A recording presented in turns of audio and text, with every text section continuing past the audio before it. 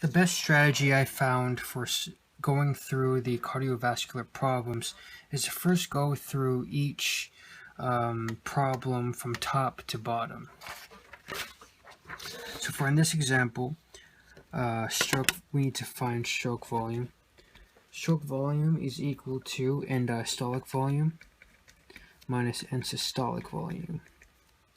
So that's 140 minus 30 is equal to 110. Next we have ejection fraction. So for ejection fraction, the formula is stroke volume divided by end diastolic volume multiplied by 100. So stroke volume is 110, end diastolic volume is given to us at 140 multiplied by 100.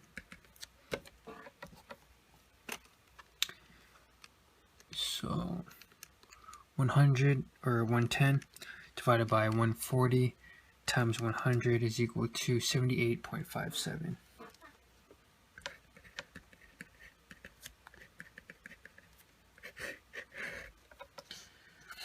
Next we have Q, or cardiac output.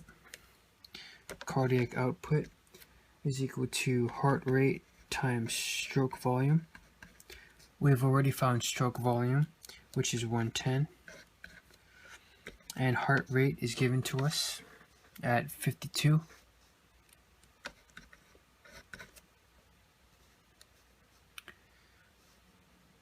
So 52 times 110, that's equal to 5,720 for cardiac output. So the next one is mean arterial pressure. For mean arterial pressure, there are a few possible formulas that you can use. The ones I try to avoid are the ones with the fractions because they get a little bit complicated. So always try to use either one of these formulas on the bottom. So for this problem, I'm going to use MAP is equal to CO times total peripheral resistance. So cardiac output, we figured that out to be 5,720. We multiply that by TPR, which is given to us 0.015. And we just multiply those together, giving us 85.8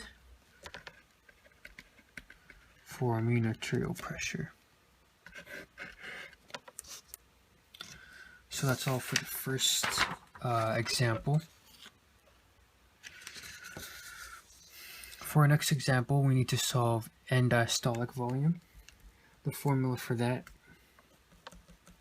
is end diastolic volume is equal to end systolic volume plus stroke volume.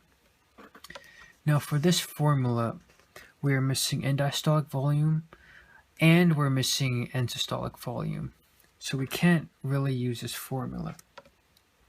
So another formula we can use is the ejection fraction formula. Ejection fraction is equal to stroke volume divided by end diastolic volume multiplied by 100. The reason why I use this formula is because we have ejection fraction given to us at 70. We do have stroke volume, which is given to us at 70, or excuse me, the ejection fraction is 64.8 and the stroke volume is 70. So now all we need to do is find the end diastolic volume. So before we do that, we need to rearrange this formula to solve for end diastolic volume. So the method I like to use is just we multiply this side by end diastolic volume. That way this cross cancels. And we multiply this side by end diastolic volume. So now we have the ejection fraction, so we need to get rid of this side. So all we need to do is divide this by the ejection fraction, and so therefore we have to divide this side by the ejection fraction. So if I were to rewrite this again clearly, it would be EDV is equal to SV multiplied by 100 divided by the ejection fraction. So this is the new formula. So now we just plug in the values. SV is equal to 70 times 100 divided by the ejection fraction, which is 64.8. So 70 times 100 divided by 64.8 gives us 108.02.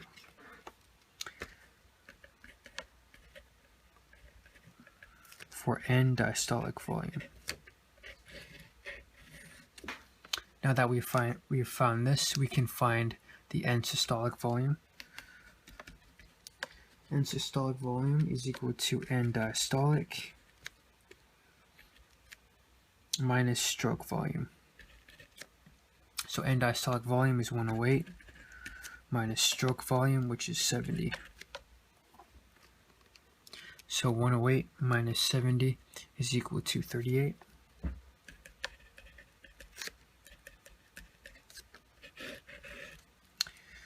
So the next part is finding the cardiac output. Cardiac output is equal to heart rate multiplied by stroke volume. So stroke volume is given to us at 70, and heart rate is also given to us at 76. So 76 times 70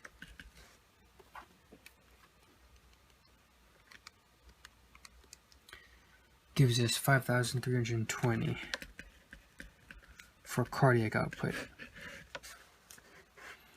And finally, we have total peripheral resistance.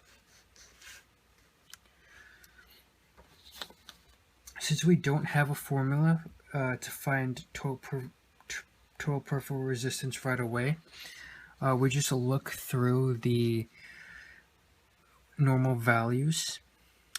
And looking through this, we have two formulas that has TPR in it. We can use either one, but we can use this because it's much shorter. So we are using mean arterial pressure is equal to cardiac output times TPR. So we want to get TPR by itself, so we just divide it by CO. This cross cancels. So the new formula is TPR is equal to mean arterial pressure divided by CO. Mean arterial pressure is given to us at 90.4. And the cardiac output is 5,320. Whoops.